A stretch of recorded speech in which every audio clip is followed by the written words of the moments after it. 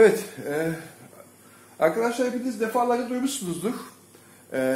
İşte orkide yetiştirmek ancak laboratuvar şartlarında gerçekleşebilir ki aslında doğrudur gibi yani orkide yetiştirmenin zorluklarına ne kadar zor olduğunu ifade etmek için kullanılan bir ifadedir ki aslında gerçekten de yani genellikle sadece laboratuvar şartlarında gerçekleştirilir.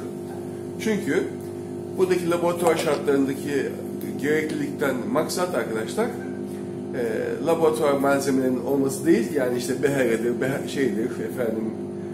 laboratuvar ekipmanlarının olması değil, sterilizasyondur arkadaşlar. Yani gereklilik aseptik çalışma imkanının ancak laboratuvar şartlarında olabilmesidir. Çünkü orkideyi ancak aseptik yani mikroplardan arındırılmış bir ortamda kültür içerisinde alabilirsiniz, tohumun dikimini yapabilirsiniz ve asimbiyotik olarak yani herhangi bir simbiyoz ilişki içerisinde olmadan işte kültür medyası içerisindeki besinlerle çimlenmesini sağlayabilirsiniz. Ancak aseptik koşullarda yani işte mikroplardan arındırılmış koşullarda. Şimdi bu tabi normal pek çok profesyonel için de çok zor bir şey arkadaşlar. Yani biz amatör mesela hobiciyiz. Bizim bile çoğu zaman sağlamakta işte efendim sıkıntı yaşıyoruz. Pek çok kültür, seyretmişsiniz videolarımızda defalarca kültürlerimiz kontamine oluyor. Bu kontaminasyon dediğimiz şey de işte kültür içerisinde bu aseptik şartların sağlanamamasından kaynaklanan başka organizmaların gelişerek sizin kültürünüzü yani tohumlarınızı işte bozması arkadaşlar. Çünkü orada başka organizmalar gelişiyor. Neden aseptik şartlar gerekiyor arkadaşlar? Çünkü arkadaşlar aseptik koşullar olmazsa sizin bakın kültürleri biz bu kavanozlar içerisinde tohumun ekimini yapıyoruz. Daha önceki videolarımızda bunları anlattık. Bunun içinde şu anda yaşayan tek organizma orkide tohumları arkadaşlar. Dolayısıyla bunlar gelişebiliyorlar. Ama bunun içinde başka organizmalar da girerse olursa ki bundan havada milyonlarca var. Bakın böyle sonuçlar elde ediyorsunuz arkadaşlar. Gördüğünüz gibi bu da aslında orkide tohumu. Hatta aynı şey. Bu aynı zamanda yapılan çalışmalardan bir tanesi. Ama bakın bu maalesef başarısız olmuş. Çünkü olabiliyor sonuçta. İhtimal her zaman var. Bakın gördüğünüz gibi bu çalışmalar kontaminasyon gelişmiş arkadaşlar. Şimdi bugünkü çalışmamızın konusu ne? Şimdi arkadaşlar bu orkide tohumları şimdi göstereceğim teknikle herhangi bir risk olmaksızın herhangi bir kontaminasyon yani işte mikrop kapma işte bunun gibi içinde mantar vesaire tabii düşük bir oranda her zaman var o vesaire genel olarak konuşuyoruz yani. İşte biz yani %100 demeyelim. Biz şimdi başta %100 diye attık ama ilgi çeksin diye aslında %90 diyelim yani. İşte %90 başarıyla %90 hatta %95 başarıyla dikkatli olursanız %98, %99 hatta %100 başarıyla orkide tohumlarınızı evde açık alanda hatta arkadaşlar herhangi bir aseptik işte koşul gerektirmeksizin işte bir laboratuvar ortamı gerektirmeksizin çimlendirebilirsiniz arkadaşlar. Bunlar da o şekilde çimlendirilmiş orkide tohumları. Bu tohumların ekimleri arkadaşlar bu kültürlerin içerisinde açık alanda yapıldı. Mutfakta normal açtık, içine tohumu koyduk, kapattık. Yani normalde bunu başka zaman yaptığınız zaman bunun içinde envai çeşit işte bakteridir, mantardır vesaire atıyor arkadaşlar. Ama bu da özel bir teknikle bunların sterilizasyonunu yapıyoruz. Dolayısıyla aseptik koşullara gerek kalmaksızın tohumumuzun ekimini gerçekleştiriyoruz ve bunları büyük bir başarıyla çimlendirebiliyoruz arkadaşlar. Bakın burada gördüğünüz gibi bu kültürde ben aldığımda sadece bir tanesi kontamine oldu. 6 kavanoz yapmıştım. Bir tanesi kontamine oldu. Demek ki yani onun içinde bir tane ölmemiş bakteri veya işte mantar sağ kalmış. Olabiliyor tabii bu tür şeyler. İhtimal her zaman var. Bakın beşincisi de şurada. Bu da diğeri.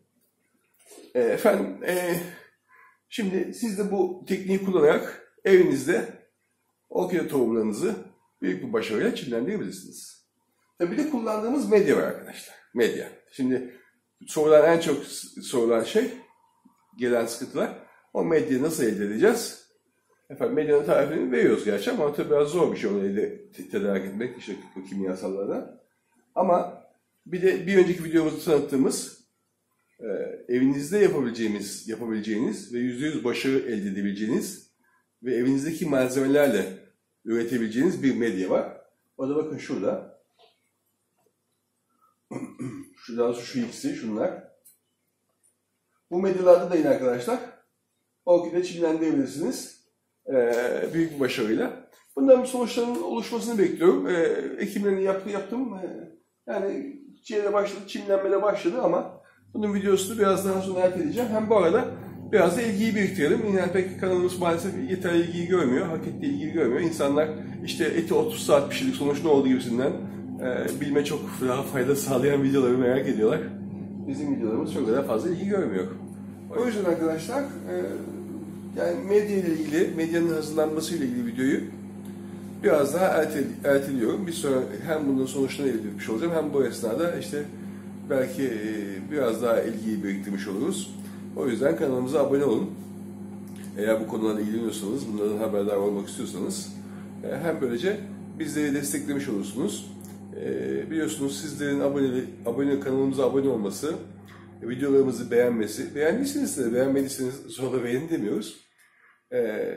Videolarımızın YouTube tarafından başkalarının önüne daha fazla düşmesini sağlıyor. Yani daha fazla gösteriliyor videolarımız. Daha çok insan haberdar oluyor. Yoksa çok fazla maalesef, yani bunlar bizim yaptığımız çalışmalar, trend çalışmalar değil arkadaşlar. İşte çok milyonlarca seyredilen çalışmalar değil.